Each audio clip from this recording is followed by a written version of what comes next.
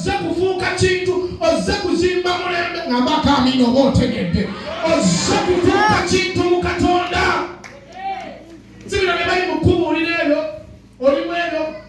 Kitwala kati tuteeka ne conference ez'okwenoonya, singles conference. Abantu ne bajja nga bazze kwenoonya mu church. Man, let me tell you something. Tulina okulivinga for more than that. Okuwasa si kimu, naye bana amala okuwasa. What next? Okuvuga emmotoka si kibi, naye bona amala ogivuga. What next? Emmotoka eyo eyagala n'okujja mu church bo waliwo hajja agenda ogikuwa. Nkukakasa, kyomaka guno bugenda okuggwako nga tekyaliko. Sajja badde ayogera wanene ku ssimu. Essimu. Nze gwali mwaka gwadde, waliwo abaana abayimba Anointed Crushers. Bagenda mu America ne bakuba concert 12. Ne badda nga bona baba wadde essimu. Baba wa Samsung S8 Plus. Zaali zaakajja. Netunuulira abajjali n'embeekumba. Ngala abagayi bafunye amasimu agakabi nga bagamba bazibadde ku $1,000. By then S8 Plus yali y'amaanyi. Olwaleero ngibuuzizaako ng'eri mu mitwalo 4. Kati kyali nakulu. Okitegeera kati ebitumalamu si byebirina nnyo amakulu. Leero biringa ebirina amakulu naye tebirina amakulu. Ekirina amakulu kyekyo ky'oli mu Katonda, kyekyo ky'ofuuka mu Katonda, kubanga kisobola okwogera emyaka ne kiyitabo nga kikyayogera. Ekyo kye wafuuka mu Katonda y'ensonga enkulu. Ng'ambako amiina. Timoseewo wano tayogerwako era tetumutadde in a thing of the conference. Tetumutaddeemu kubanga yalina emmotoka ey'ebbeeyi. Abavubuka banaagamba baamina baagala mmotoka.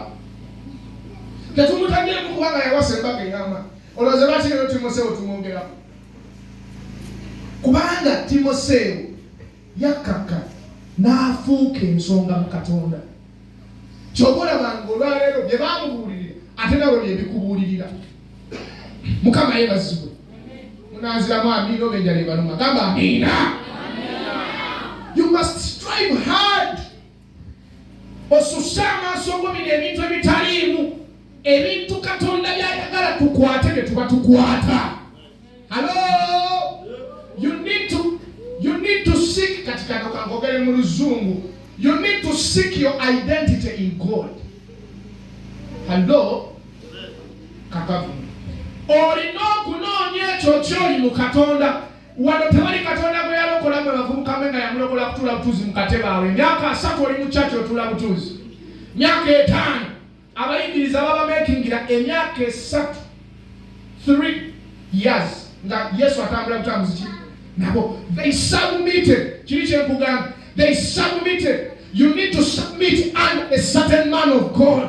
You need to submit. Olina okwewaayo n'okkakkana wansi w'omusajja wa Katonda oyo gw'olaba nga ddala alimu kye weetaaga. Ambako amiina. Oyo gw'olaba nga asobola okufuuka taata bo.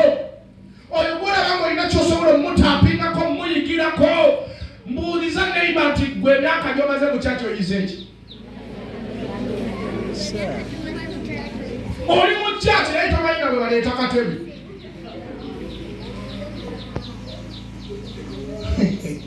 Omanyi abamu basanga obutebe bumuli basale nga buli wano naye teyeebuuza nako obujjawo butya.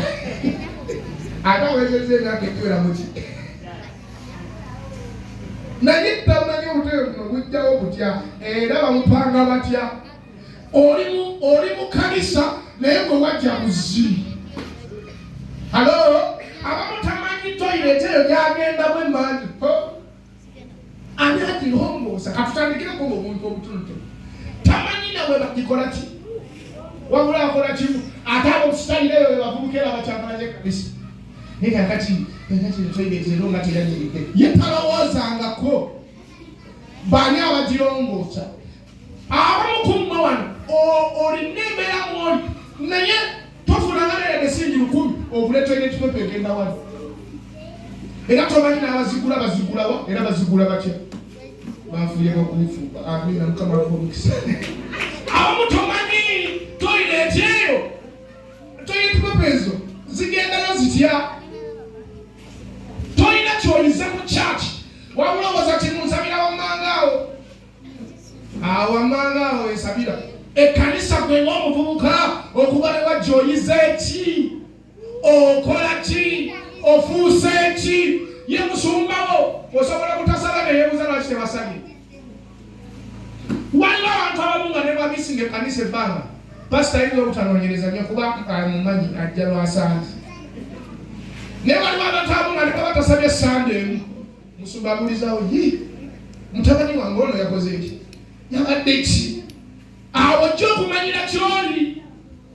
Naye abamu ku mmwe you are not after anything in church. Wabula wajja